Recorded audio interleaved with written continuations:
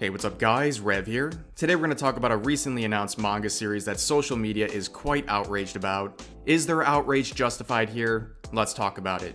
So once again, it's like this past week I can do nothing to avoid crossing paths with the Rent-A-Girlfriend series, whether it's talking about it directly or some unrelated stories that somehow intertwined with it, it just keeps coming up over and over.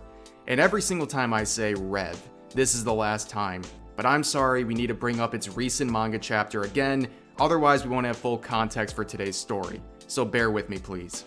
So about 2 weeks ago, the Rent-A-Girlfriend manga series released a new chapter featuring NTR themes, where the MC fantasized about his girlfriend cheating on him, which led to an influx of memes making fun of the related panels. And yesterday I made a video covering a recent announcement that the Rent-A-Girlfriend manga series will be entering its first break ever. One could guess this might be related to the negative response from fans since the latest release of its chapters. However, it appears that this might not be the only reason for the sudden hiatus. The creator of the Rent-A-Girlfriend franchise recently announced his latest project, a sibling rom-com manga set to release in about a month. Now, reading the description of the series, I think you can begin to see where the outrage started. Simply stated, it's a forbidden romance comedy between 7 brothers and sisters. AKA, this is very presumably going to feature incest themes. And from what I can tell, this is not some Sagiri situation, these characters are actually blood related, full on Alabama mode here. And when you go to Twitter, just about any post announcing this manga series is ratioed into the Shadow Realm, and the replies and quote retweets are pretty much all the same. People grossed out by the idea, and thinking this author couldn't sink any lower from NTR to incest, many saying he literally needs to have his hands chopped off to prevent what he might produce next. And I will make this very clear.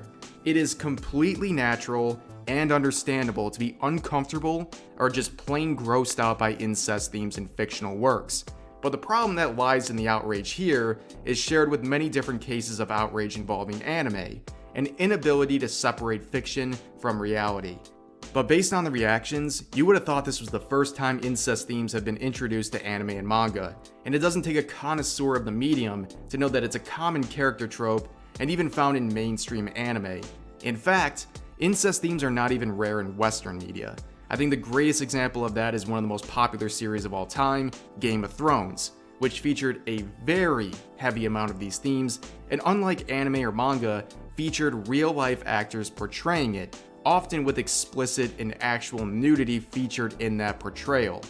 Of course, there were some people outraged there, but the vast majority, while uncomfortable, were able to process it because they could separate fiction from reality, even with real-life actors being involved. So the fact that people can't separate fiction from reality when incest themes exist in anime shows that a lot of the outrage is just feigned bandwagoning.